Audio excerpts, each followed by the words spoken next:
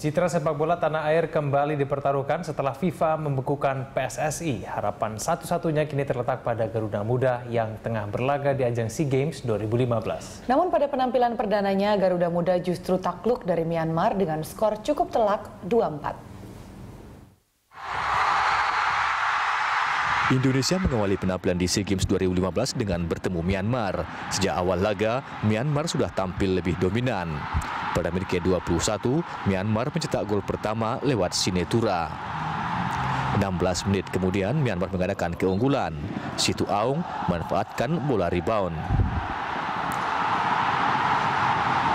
Jelang babak pertama berakhir, Indonesia memperkecil keadaan lewat gol Abduh Lestaluhu.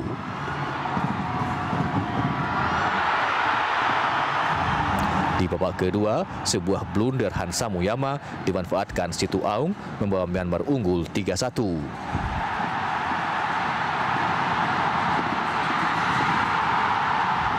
Pada menit ke-66, Kwao Zin Leun menambah skor menjadi 4-1 yang diawali dari tendangan bebas. 3 menit kemudian, Novian Dhani mencetak gol kedua Indonesia. Di grup A, Indonesia masih akan bermain 3 kali melawan Filipina, Kamboja, dan tuan rumah Singapura.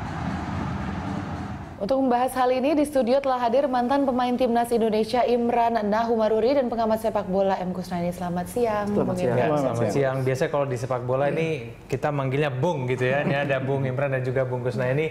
Kita akan mencermati dulu mengenai kekalahan U23 kita kemarin. Mungkin saya ke Bung Kusnaini dulu. Bung Kusnaini, kalau menurut pengamatan Anda, kekalahan kemarin itu cukup menjadi peluang kita semakin berat nggak sih ini untuk kedepannya? Iya, yang pertama saya ingin mengatakan bahwa di Asia Tenggara sekarang ini level sepak bola sudah tidak lagi seperti 10 tahun yang lalu. Jadi kalau 10 tahun yang lalu kalau Imran main gitu ya, lawan Kamboja, lawan Timor Leste, itu kita pasti tidak bicara menang atau enggak, tapi berapa gol nih. Tapi kalau sekarang levelnya sudah sangat dekat. Kita tidak boleh mengatakan Timor Leste sekelas di bawah Indonesia, sudah tidak lagi. Kamboja sekelas di bawah Indonesia, tidak lagi. Laos ya mungkin sedikit di atas kita ya, tapi levelnya sudah dekat. Jadi kalau kita bicara mengenai grup A yang sekarang dihuni Indonesia, itu Indonesia, Singapura, Myanmar, Filipina, itu levelnya sama. Kamboja mungkin sedikit di bawah, tapi juga tidak terlalu jauh. Karena itu ketika pertandingan pertama kita kalah, sebetulnya masyarakat jangan terlalu terkejut. Karena memang levelnya sudah sama.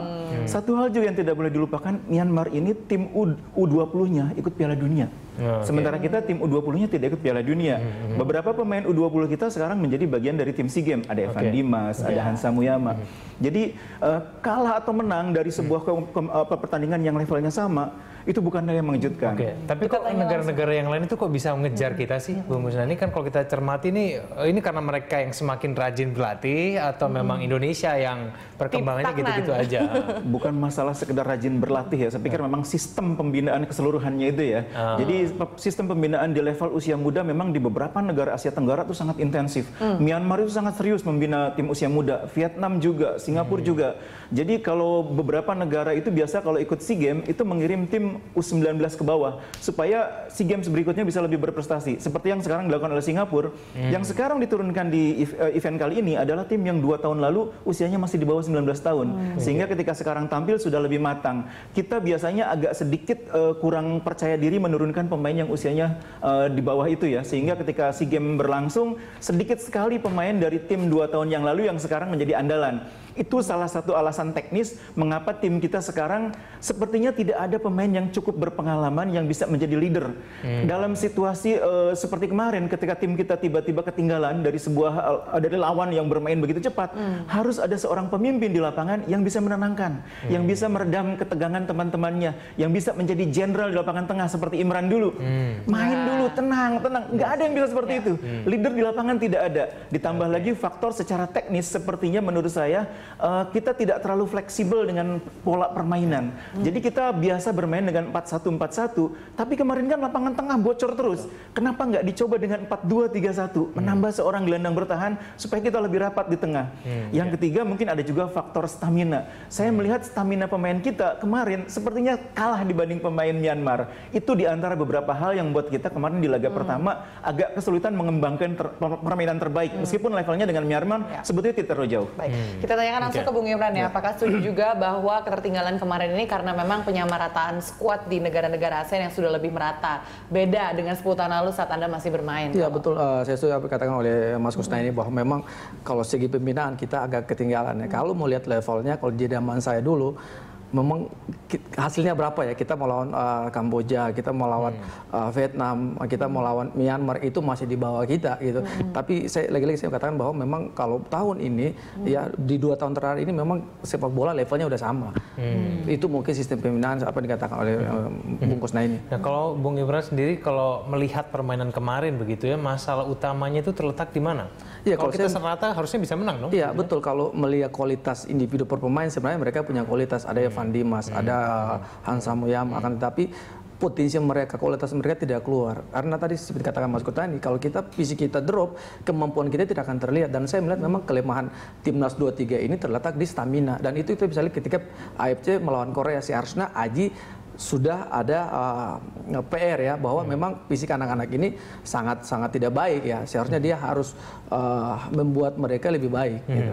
Dan kemudian bagaimana dengan jenderal lapangan tadi yang kata Bung Kusnaini? Memang kita nggak punya. Iya betul.